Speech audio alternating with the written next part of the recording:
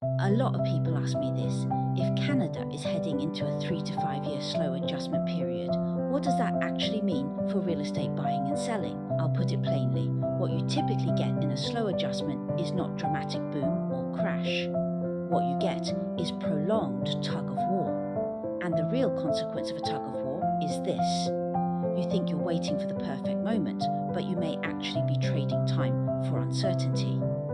For buyers, the core issue in an adjustment period is not catching the bottom. It's making sure your household cash flow is not exposed to both rate risk and job risk at the same time. In a slow adjustment, policy and markets are testing, calibrating, and feeling their way forward. That means you don't get a clean signal in the short term. If you treat buying a home as a bet on market direction, your stress level goes up month after month. But if you treat buying as a confirmation of your life structure, commute, school needs, family growth, a realistic holding period, then you're not predicting, you're matching structure. The biggest buyer mistake in this cycle is turning choosing a home into choosing a market direction. That's how people get stuck. More showings, more doubt, more waiting until they either chase or freeze and miss the window that actually mattered to their life. For sellers, the adjustment period question is also not simply, should I sell? It's whether you can tolerate a longer selling timeline and a more selective buyer pool. In this kind of market, pricing has less forgiveness, presentation matters more, and exposure timing becomes more sensitive.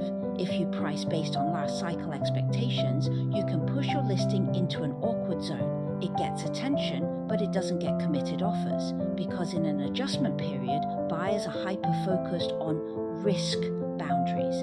They scrutinize condition, monthly costs, future uncertainty, and any potential hidden expenses much more aggressively. If a seller refuses that reality, they end up in repeated price tugging, giving away control little by little. So during a 3 to 5 year slow adjustment, I don't anchor clients on a single answer.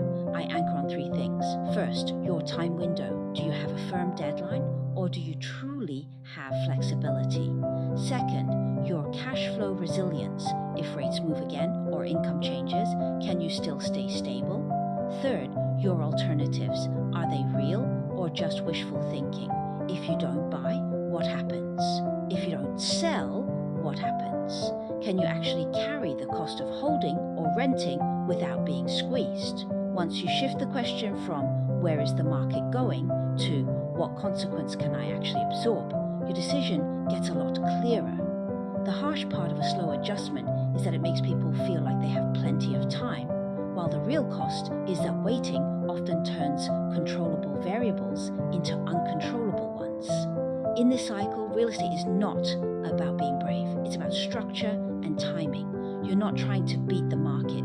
You're trying not to get drained by the tug of war. If you want, send me your situation in 3 sentences. Are you buying or selling? What's your time bottom line? And what's the one consequence you're most worried about?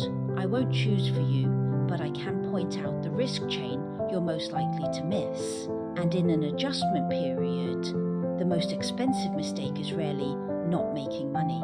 It's getting the order wrong and realizing too late that it's hard to reverse.